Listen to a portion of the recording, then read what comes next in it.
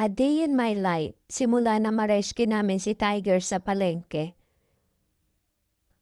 Nakakalungkot ng balita guys, pero namaalam na kanina, si Tiger.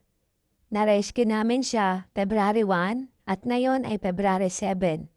So ayan, nililinis na yung ginamit naming kulungan sa kanya para mawala na kung ano man yung naiiwan na virus o bacteria dyan dahil nag-positive po siya sa parvo at hindi kinaya ng kanyang katawan.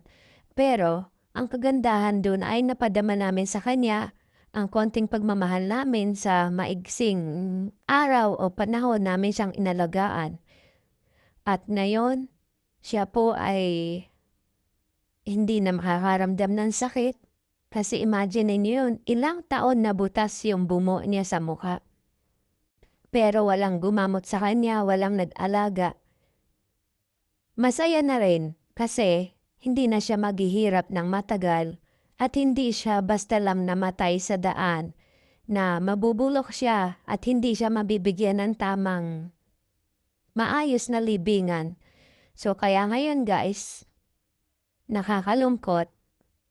Buti na lang nandito pa sila Butangtang at itong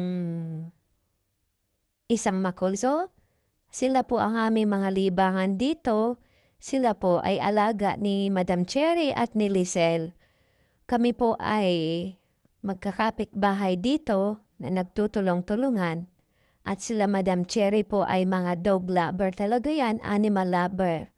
Kaya kami po ay nagka-isa siguro dahil pareho kaming malapit ang loob sa mga ganyan. Ayan po siya at dito na po namin siya inilagay.